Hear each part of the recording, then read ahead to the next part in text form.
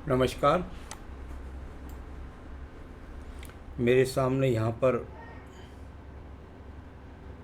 जिन व्यक्ति का हाथ है उनकी रेखाओं को यहाँ मैं पढ़ने जा रहा हूँ और क्या क्या गतिविधि चल रही है।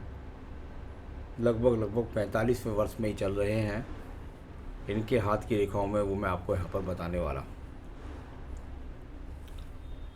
तो सबसे पहले बात करता हूँ आपकी छोटी उंगली कनिष्ठा के बारे में।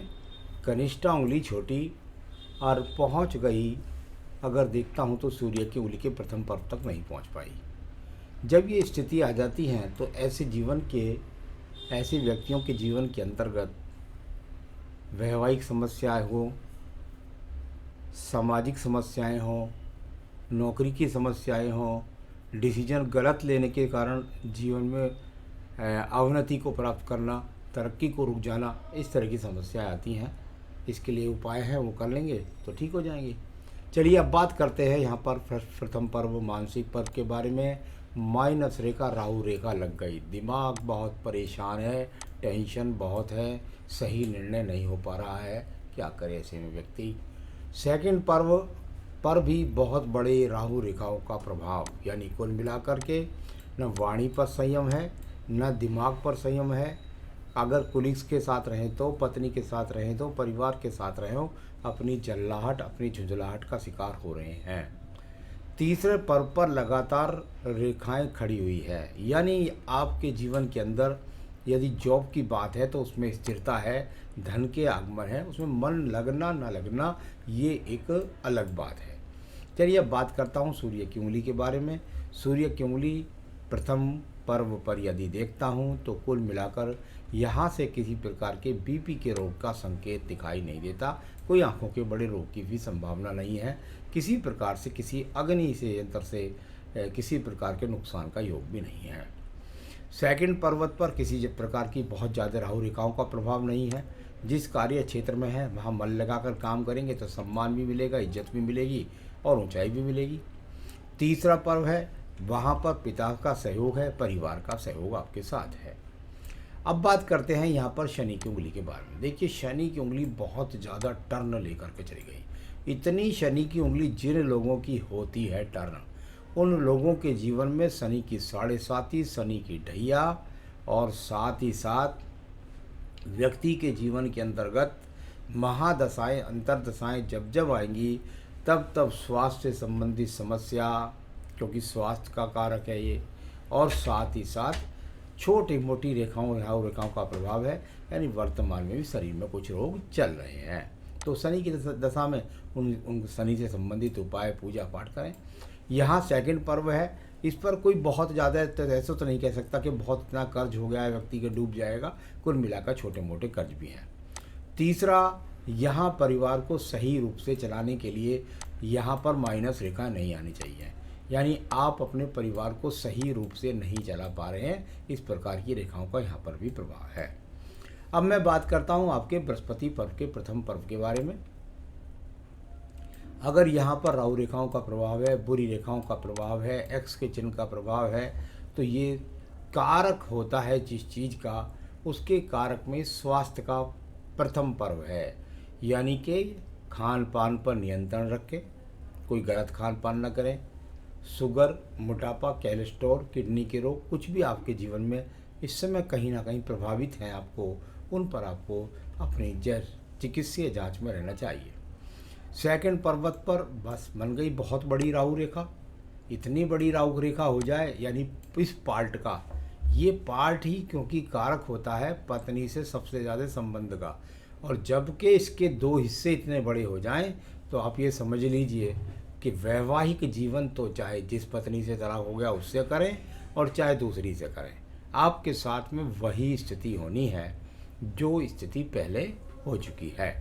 तीसरा पर्व, संतान का सुख सहयोग को देरी से प्राप्त करना, संतान का सुख सहयोग सही तरीके से ना दे पाना, इस तरह की रेखा यहाँ पर भी है।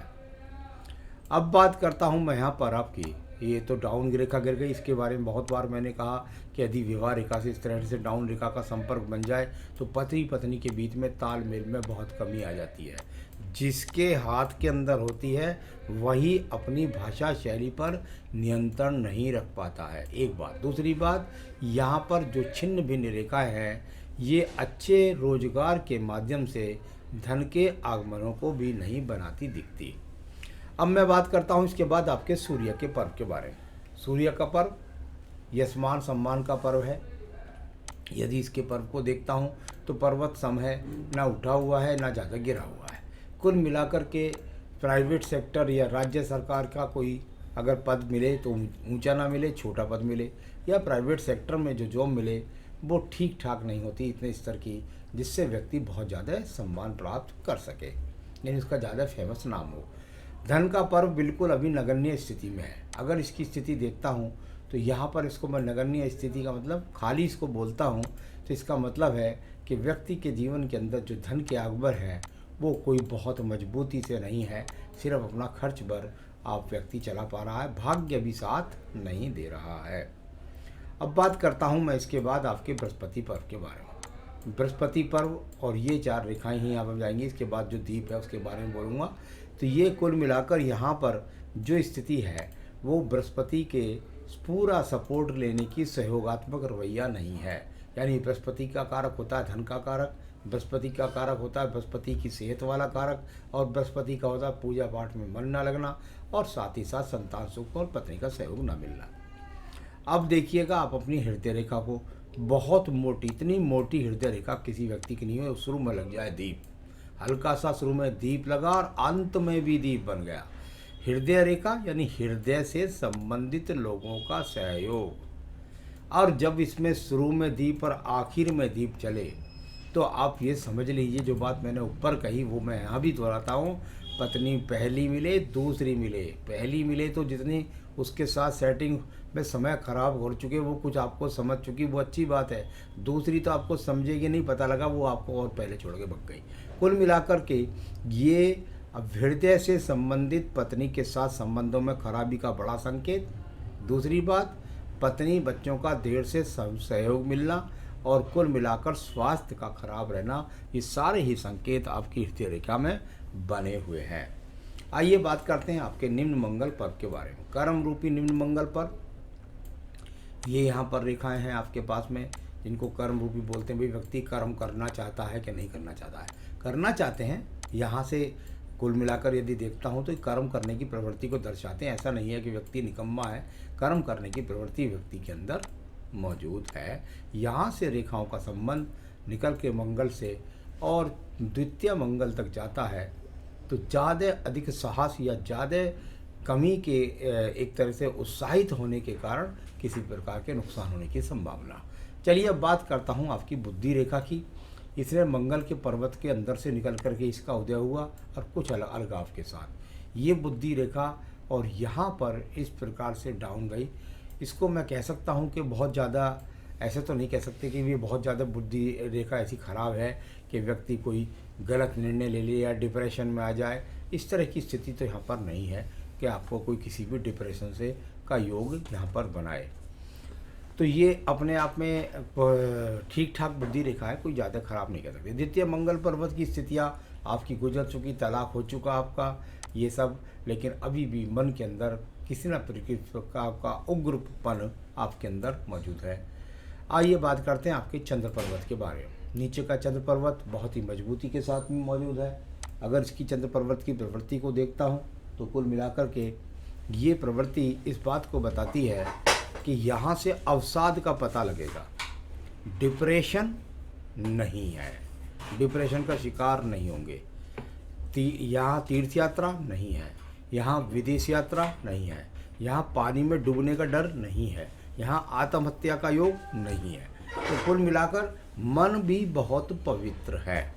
अब बात करते हैं इसके बाद में आपके पास यहाँ पर बुध रेखाओं के बारे में। बुध रेखा व्यापारिक रेखा की बात अगर करता हूँ तो छोटा मोटा इन्वेस्टमेंट कहीं कर लेते हो, लेकिन बहुत मजबूती के साथ नहीं है, जो बहुत व्यापारिक मजबूत रेखा के लिए नहीं है। अब बात करते हैं आपकी भाग्य रेखा के बारे में। भाग्य रेखा का संबंध घर से दूर जाकर अपने आप को स्थापित करना और फिर यहाँ से 35 के बाद एक ही नौकरी में लगभग 60 वर्ष तक चला जाना या एक ही तरह के कार्य में लगातार चला जाना। सूर्य की रेखा से भी संबंध निकल रही है एक बराबर से, यानी घर से दूर जाने का संबंध वहाँ से भी दिखाई पड़ता है। कुल मिलाकर ऐसी खराब भाग्य रेखा नहीं है, बस कुछ दशाएं ऐसी व्यक्ति के अंदर होती हैं जिनकी वजह से जीवन में व्यक्ति हार जाता है। चलिए मैं बात करता हूँ आपके शुक्र पर्व के काले तिल के बारे में। शुक्र पर्वत पर बना काला तिल, यहाँ अगर आप देखेंगे तो मंगल और शुक्र के मध्य में लगभग नज़र आता है। अब मंगल क्या हुआ, एकदम तीव्र गति से गुस्सा आया। शुक्र क्या हुआ, जो घर के संसाधन है, पत्नी का संसाधन, बच्चों का संसाधन, अति तीव्रता आने के कारण एकदम से आपकी गति बढ़ गई और उसके कारण दोनों संसाधन के कारण आपके जीवन में सुख की कमी, क्योंकि शुक्र पर्वत का और मंगल के बीच में गति ज़्यादा क्रोध के आने के कारण, गलत निर्णय लेने के कारण अपने संसाधनों को खो देना, इस तरह का है। इसके पीछे एक मंगल रेखा भी लगी हुई है।